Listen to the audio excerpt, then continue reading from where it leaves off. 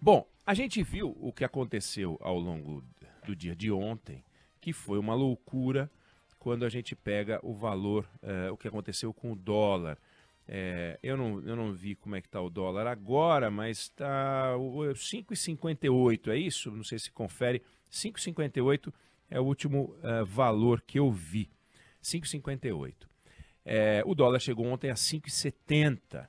Depois baixou um pouquinho, 5,66, 5,67. Uma loucura.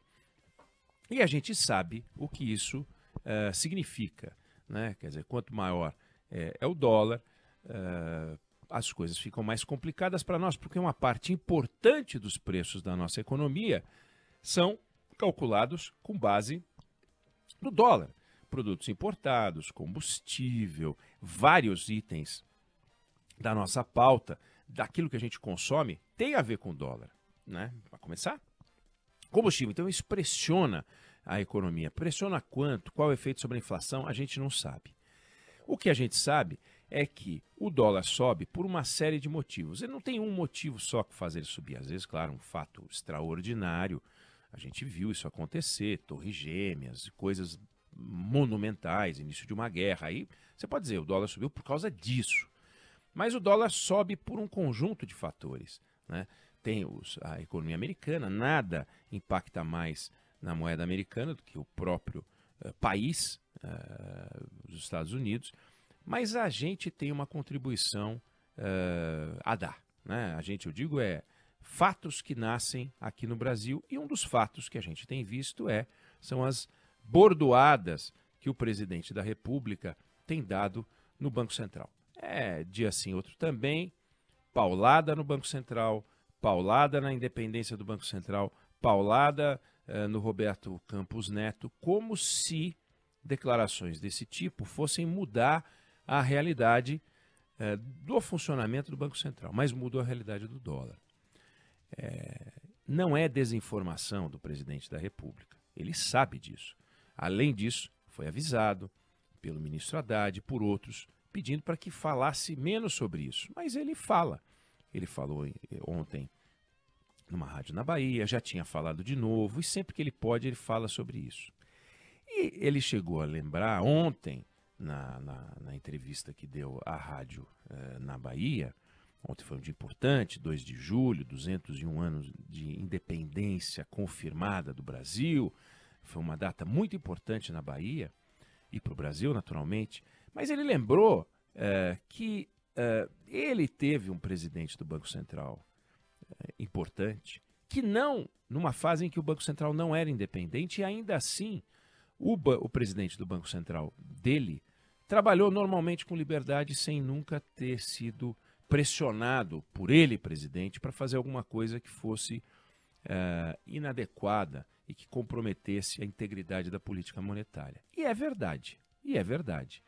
Apesar do vice-presidente da República, o Zé Alencar, que foi importantíssimo na eleição do presidente Lula, um empresário vitorioso, já falecido, falar dia sim e o outro também contra o Banco Central, criticando a taxa de juros, falando em abrir a caixa preta do Banco Central, falava sempre, era o vice-presidente, não era o presidente da República, ainda que fosse algo que gerasse alguma instabilidade, não é a mesma coisa que o presidente. O presidente não falava sobre isso. Agora, o Henrique Meirelles, que foi presidente no governo Lula I, do Banco Central, Lula II, ele de fato trabalhava com liberdade e de fato fez um trabalho admirável.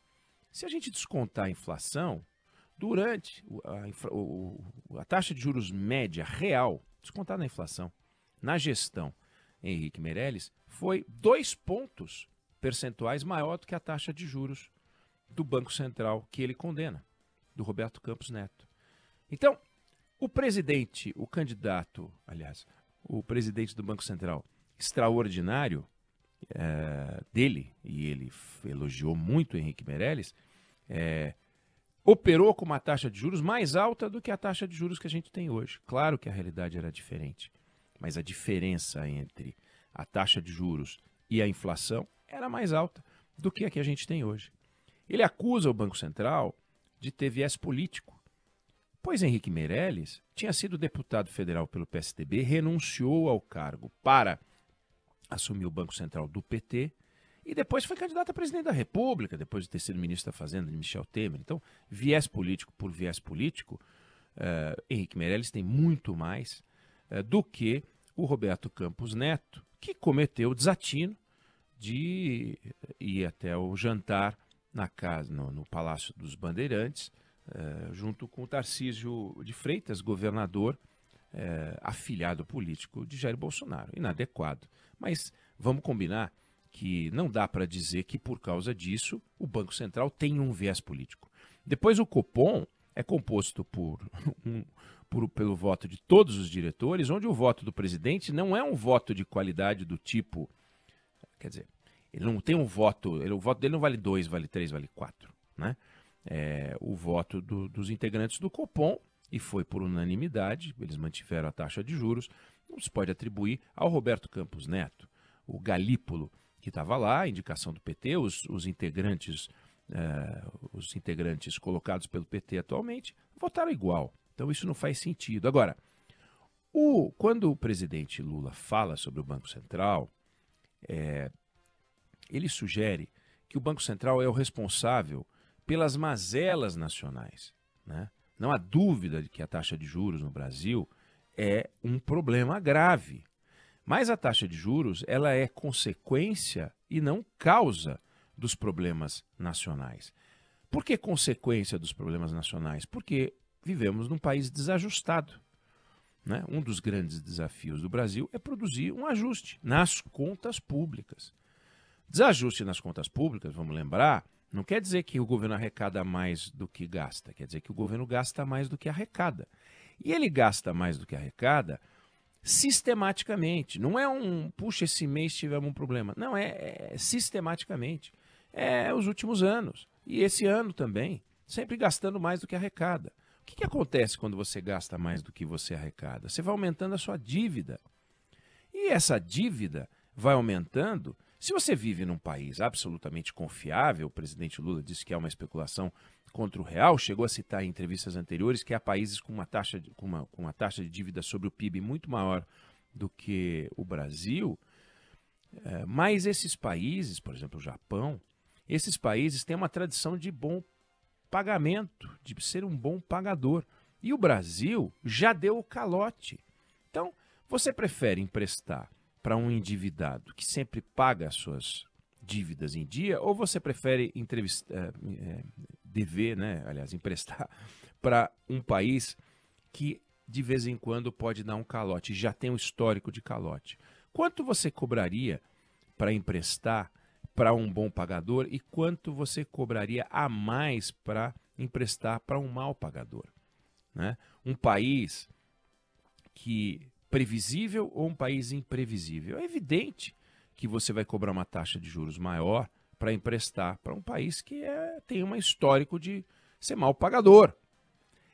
Então não dá para comparar Brasil e Japão, né? E quando você, portanto, gasta mais do que você arrecada, aumenta o volume da dívida, você pressiona as contas públicas, a coisa fica complicada. E em vez de sobrar dinheiro para fazer estrada, para fazer metrô, para investir em saúde, educação, seja lá o que for, você pega esse dinheiro e tem que pagar o sistema financeiro, que emprestou um dia para você e que vai continuar a rolar os seus papéis, mas esse dinheiro que foi emprestado um dia para o Estado, um dia serviu para financiar algum serviço social, algum trabalho social, porque o governo não tem despesa que não seja social no seu custo da máquina.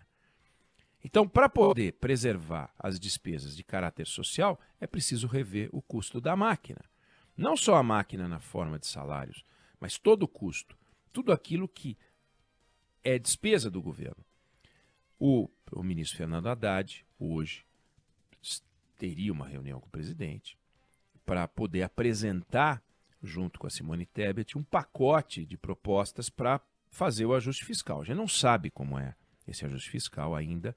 A gente só sabe que o presidente criou uma barreira. Olha, não considero a possibilidade de separar o que se paga na Previdência daquilo que se paga do salário mínimo no mínimo. Então, o menor benefício da Previdência será igual ao menor benefício que é o menor salário, que é o salário mínimo. Não vou separar.